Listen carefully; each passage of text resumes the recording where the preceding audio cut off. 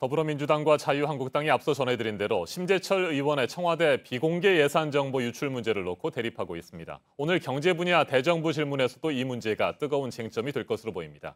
자유한국당 질문자로 투입되는 심재철 의원은 답변자인 김동연 경제부총리 겸 기획재정부 장관과 충돌할 전망입니다. 최영일 시사평론가와 좀 더 자세하게 짚어보겠습니다. 안녕하십니까? 안녕하세요. 네, 평론가님.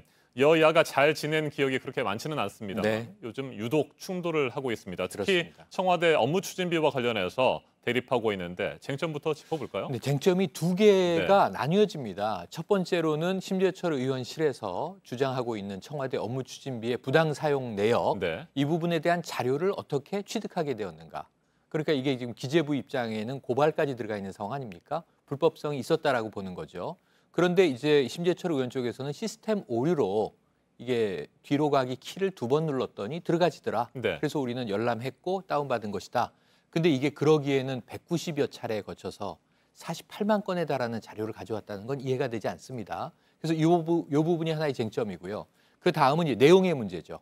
청와대가 업무 추진비를 사용하는데 뭐 사우나비를 썼다, 오락 비용을 썼다, 또는 이제 심야 시간에 주점으로 이제 추정되는 곳에서 썼다, 이런 문제 제기를 하고 있는데 청와대가 또 이 대목은 조목조목 반박을 하고 있어요. 그래서 내용의 문제와 이 자료 유출 경위의 문제 두 가지가 팽팽하게 대립하고 있는 상황입니다. 네, 방금 언급하신 대로 심재철 의원은 평창올림픽 당시에 경찰 인력들이 사용한 사우나 비용까지 문제를 삼고 나섰습니다. 이건 어떻게 보세요? 그러니까 원칙적으로 이 청와대 업무 추진 비용으로 사우나 비용을 쓸 수는 없다. 또는 임의용 뭐 업소를 드나들 수 없다. 충분히 이해가 됩니다. 원칙적인 공세는 맞는데 청와대 해명을 보면 좀 이 평창 동계올림픽이란 특수한 상황이에요. 그래서 해외 국왕의 경호원도 있었고 또 국내 의경도 있었고 상당히 추운 날씨에 고생하는 사람들을 위해서 그때 좀 따뜻하게 목욕할 수 있도록 지원을 한 거예요. 그러니까 청와대 직원들이 썼다기보다는 지원을 한 비용입니다. 그래서 이 정도 총무비서관이 이야기한 것이 원칙을 위배해서 사용하는 경우에 사유서를 쓰게 돼 있다. 그 사유서를 보고 정당한 사용이냐 부당한 사용이냐 이걸 결정하는데 지금까지 이 드러난 내용들은 문제가 없다라는 입장이거든요. 그러니까 청와대는 그렇게 쓸 수도 있는 것이다라는 입장이고 심재철 의원 쪽은 절대로 안 된다라는 입장인데 과연 저는 이 경계선에서 국민들이 어느 쪽에 손을 들어줄지는 국민들 몫이라고 봅니다. 네, 이 같은 문제를 가지고 어젯밤 뉴스룸에서 홍영표 더불어민주당 원내대표 그리고 김성태 자유한국당 원내대표가 긴급 토론을 벌였는데 어떻게 보셨습니까? 답답하더군요. 일단 평행선을 긋고 있고 이제 충돌 일색인데요. 어제 손석희 앵커께서 그런 질문을 하더군요. 그러니까 그렇다면 과거 청와대 24시간씩 가동될 때는 업무 추진비를 뭐 심야나 휴일에도 썼단 말입니까? 했더니 좀 당황하는 모습을 보이기도 해서 이 흥미를 자아냈는데 그리고 52시간 근무 얘기를 했습니다. 그러니까 청와대가 365일 24시간 가동되는 조직이라는 거는 누구나 다 인지를 하는데 그게 몇 명의 직원이 풀가동하는 게 아니잖아요. 교대제로 일을 합니다. 우리가 회사에서도 당직과 숙직이 있고 그리고 하루 8시간 근무를 하면 3교대를 하는 곳도 있고 2교대를 하는 곳도 있는데 청와대도 그런 방식이기 때문에 52시간 근무 문제를 제기한 것은 별로 적절해 보이진 않았고요.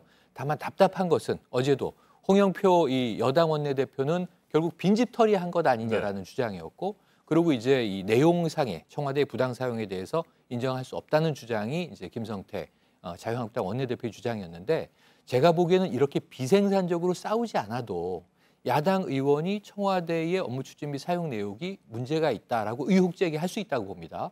청와대는 거기에 답할 의무가 있다고 봅니다. 지금 그러한 공방이 오가고 있는 과정이거든요. 그리고 국민들은 과연 세금이 센 것이냐, 청와대가 적절하게 쓴 것이냐 이 판단을 하는 경기라고 보여지는데 문제는 이 자료가 부당하게 유출됐다는 부분에 대해서는 심재철 의원이 그걸 다 돌려주고 다시 정당한 절차를 거쳐서 자료를 받아서 분석하고 문제 제기를 했다면 이렇게 좀 복잡한 상황으로 치닫지 않았을까 하는 생각도 듭니다. 네, 어제 하루 동안 야당에서는 국정조사 그리고 대정부 질문 보이콧 얘기까지 나왔는데 어젯밤 김성태 원내대표 얘기는 또 달랐어요. 그래서 이제 지난해에도 보이콧이 있었습니다. 그래서 과연 또 올해도 이제 이 문제 때문에 보이콧이 있겠는가? 그러니까 사실은 지금 여당 쪽에서는 오히려 조금 파행 가능성을 예고했죠. 왜냐하면 심재철 의원이 기재위원을 지금 사퇴해야 한다. 사실 신창현 의원도 국토위 위원을 사퇴하긴 했거든요. 뭐 의원직 사퇴 이런 이제 주장들을 상대당에서는 하긴 합니다만 쉬운 문제는 아니고 부적절한 인사가 그 위원회에 있음으로써 문제가 될 경우에는 위원 사임 정도 다른 이제 상임위로 옮기는 것은 왕왕 있는 일인데 사실 지금 여당이 이제 심재철 의원의 기재위 사임을 요구하고 있기 때문에 이 문제가 풀려야 오늘 이후 10일부터 예정되어 있는 국정감사가 네. 좀 정상화되지 않겠는가. 그런데 야당이 보이콧을 하는 모양새는 지난해에도 방통위에서 이제 이 보궐 이사를 선임한 문제, 박문진의 이사를 선임한 문제 때문에 자유한국당이 보이콧을 했었거든요. 그래서 올해 또 보이콧을 하게 된다면 2년 연속 보이콧이 되는데 이건 국민들이 보기에는 아무리 그 명분이 있다 하더라도 그 행위를 이해하기는 쉽지 않겠다는 말씀을 꼭 드리고 싶습니다. 네, 유은혜 사회부총리 겸 교육부 장관 후보자에 대한 인사청문 보고서는 결국 채택이 되지 않았고요. 불발됐습니다. 오늘 문재인 대통령이 임명할 가능성이 있는데 이에 대해서 야당에서는 임명 강행할 경우에 뭐 가만히 있지 않겠다는 입장인 네. 반면에 청와대에서는 야당의 발목 잡기다 이런 식의 얘기를 하고 있습니다. 이건 어떻게 보십니까? 지금 어제 이미 나온 것이 청와대에서는 이 유인혜 후보자의 결격 사유가 네. 치명적인 결격 사유가 없다 이렇게 판정을 했습니다. 그렇다면 임명 강행한다는 얘기고요. 적어도 오늘 내일 정도 임명이 강행될 것으로 보여지는데 이 강행이라는 표현은 야당 입장에서는 강행이겠지만 청와대 입장을 생각해 보면 지금 교육부 장관이지 않습니까? 지금 이제 한 달 반여 후면은 수학 능력 시험이 있습니다. 고3 학생들이 또 수능을 치르게 네. 되는데요. 이런 전체적인 교육 사안 관리에 있어서는 지금 비워둘 수 없는 자리인 건 맞거든요. 그렇다면 또 새로운 임무를 지명했을 때 그렇다면은 뭐 수월하게 되겠느냐 이런 문제도 확신이 없기 때문에 제가 보기에는 말씀하신 대로 오늘 내일 임명될 것으로 보여집니다. 네, 정기국회가 시작된 어제 문희상 국회의장 협치를 강조했습니다만 네. 공허한 소리가 됐습니다.